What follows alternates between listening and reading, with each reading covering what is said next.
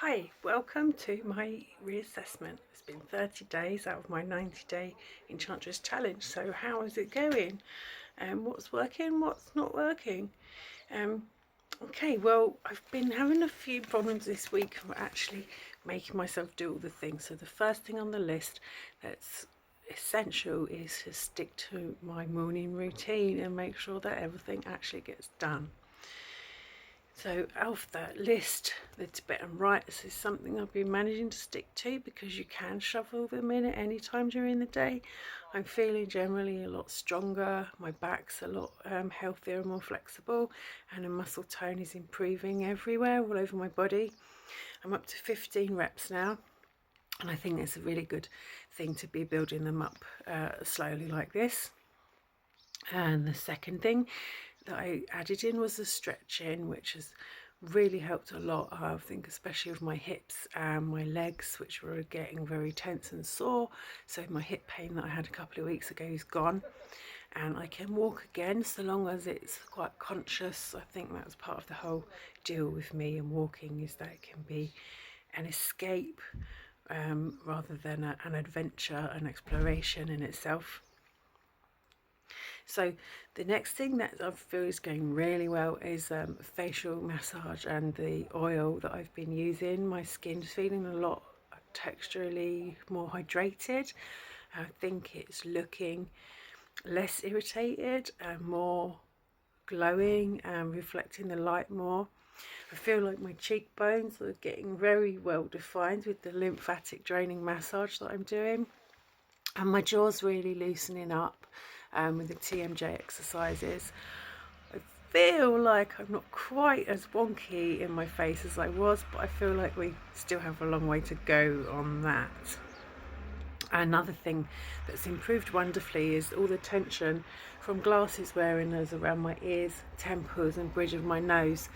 From daily massage, that's really cleared up a lot, and it's not tender anymore around those areas, so that's great.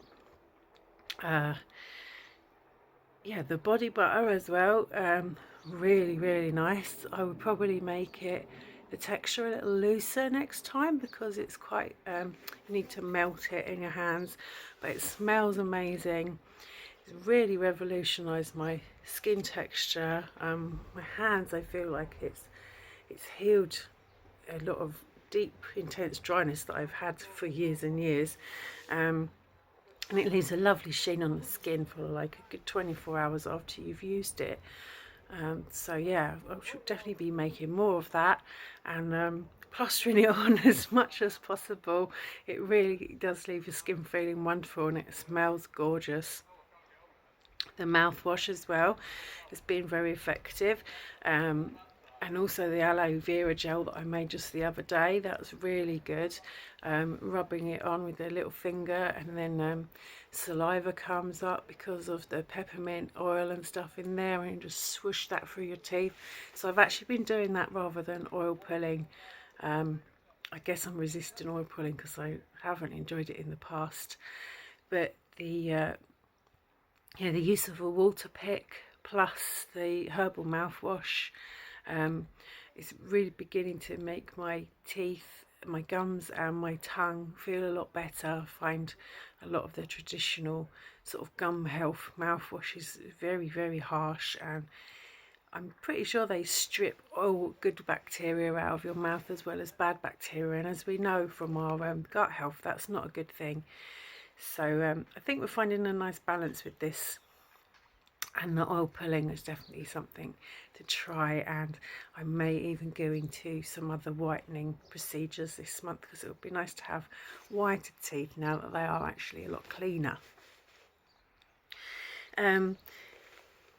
Yeah, interesting things. I'm managing to drink a lot more water than I normally do, and I'm managing to take my supplements pretty much every day. I'd say 6 days out of 7, which is revolutionary for me. It's been a whole lifetime of buying supplements, forgetting to take them and then throwing them away a year later. So I'm really chuffed that I'm managing to take them. And the other thing is, spontaneously, I've sunbathed 3 times in the past month. a strong gut feeling that is my bones just really want me to go out and lie in the sun. So I followed my instincts every time, even though it's something that I literally never do and have never really enjoyed. But I have enjoyed it this time. Obviously, it's not full summertime yet. I don't know how I'll feel on a hot August day, but yeah, it's good. I feel like on all of those things, my body is telling me what to do, and there's no mental, emotional resistance getting in the way anymore. I'm trying to tune in more and more to that intuition and let it guide me in all health matters. So, yeah, I'm just very impressed that those messages are starting to really come through and override sort of a lifetime's instincts to behave in the opposite way. Very good. Enchantress is happening. The rituals, I've really enjoyed doing those and putting them on tape. That is something that I've always done, I think, since I was about 12. And I've never really shared with anybody else very much. I love doing them. I'm going to make some recordings of them all in the proper time so that you guys can download them and use them as guided visualizations if you'd like to. Speaking of which, we have another one coming up tomorrow. I should be working on that later on today. That's the new moon in Taurus ritual for tomorrow. Great time to reassess your goals and get grounded again, especially in the body and health matters and stuff like that. Yeah, my diet could probably improve, and I always give more time and attention to my sleeping habits. I don't think I ever really give that enough weight. And especially the more I do, the more tired I get, and I tend to lie down and have a brain full of things and ideas and schemes for the next day. So I do need to find another way to wind down in the evenings and just switch that off. So a few new things coming up. I'm going to try making a facial moisturising lotion that's a bit lighter, a very loose texture that I've not actually done before, anything like that. Going to be trying some hair treatments as well. I'm going to probably go back to the 333 wardrobe scheme, which is very interesting, which I shall do a post and put some links about, encouraging me to actually dress up every day and wear the clothes that sit in your wardrobe for special or best that never get worn. And then, yeah, the most daunting challenge of all probably for this month is sea swimming, which I've decided to add in. I probably once a week. I've got at least 2 groups of friends that sea swim on a regular basis, and I'm only for like 5 minutes from the beach, so I really have no excuses whatsoever. And once you're in, and that'll all be fine. Once you get used to it, you know how good you feel afterwards, and that's what really matters. So anyway, that's my challenge for this month. I feel it would be enormously beneficial. So yeah, I've really enjoyed it. It is quite difficult focusing this much time and attention on yourself. I've run into a lot of resistance, internal resistance to it, and constantly trying to rejig, like, where do my real goals lie with it all.